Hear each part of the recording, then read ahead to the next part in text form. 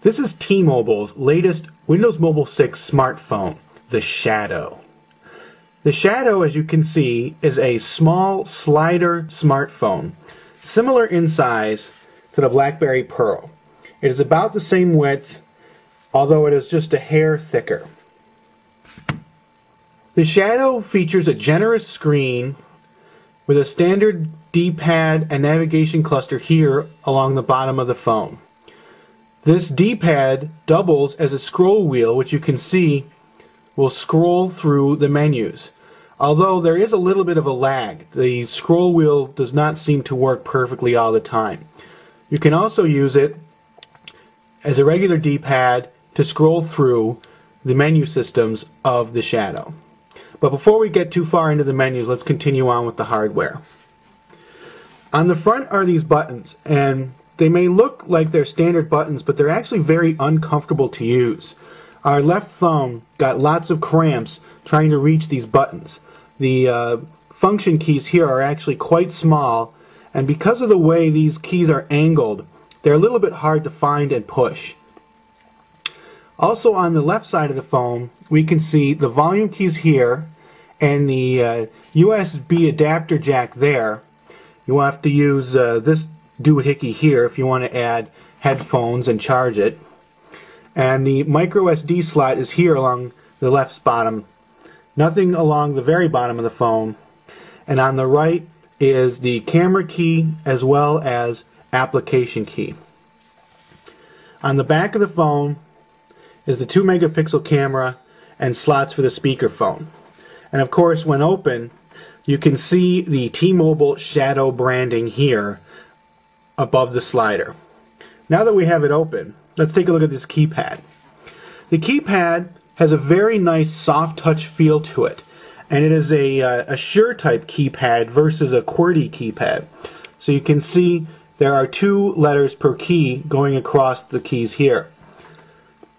There's good feedback and action to these keys, and they have nice bevels and valleys so that you can definitely tell when your finger moves from one to the next.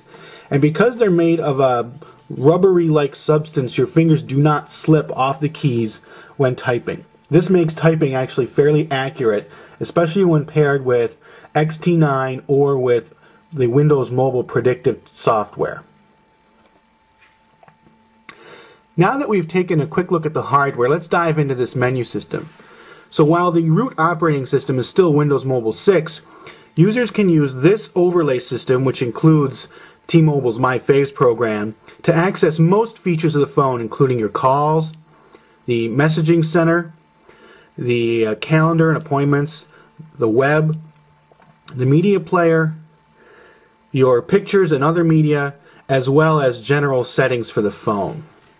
So if we zoom back to the top, you can see using the scroll wheel will automatically slide around your T-Mobile My Faves contacts, as will using the D-pad as a normal D-pad. If you want to access these things here along the left, though, you do have to press down on the D-pad rather than scroll it. The scroll wheel will help you zoom through your different options in each folder.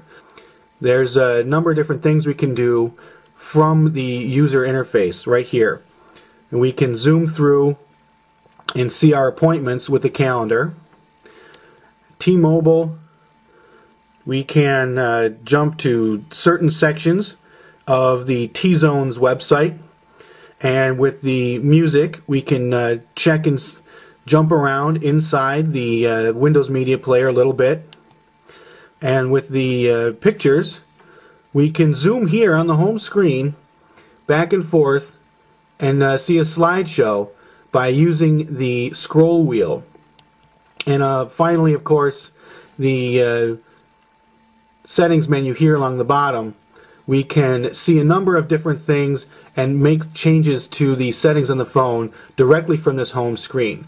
So this overlay is a very nice way to access many of the phone's features. Of course, if you would rather use the standard Windows Mobile features, simply hit the left function key and that'll bring you into the main menu. The main menu for the Shadow is actually a bit of a disappointment. It has most of the features you'd expect to find in a Windows Mobile smartphone, but you can't customize this menu in any way. Typically when you hit menu, you get the option to have things appear as a grid or a list or whatever, and for some reason you cannot adjust the way the menu appears here.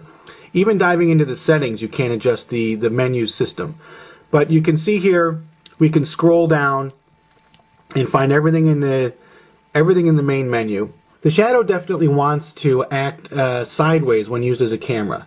Let's push the camera button and launch the camera. You can see here the menu system for the camera is built sideways. So it expects you to hold the camera like this and use the button here to take pictures. But from here, you can access all of the settings for the camera and make whatever adjustments you see fit. And jumping into a fuller settings menu, you can choose to send things, how the camera itself works, and other settings for the camera. It also browses the web at reasonably good speeds. We'll jump down to the mobile browser, and even with the Edge system, it loads pages pretty quickly. We will go to one of our favorites and see how fast it will bring up good old Google. So it's loading Google, and really not too bad for loading up Google. The T-Mobile Shadow is definitely a leap forward with Windows Mobile 6 smartphones.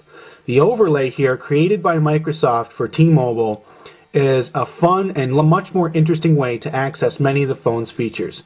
There are a few foibles, however.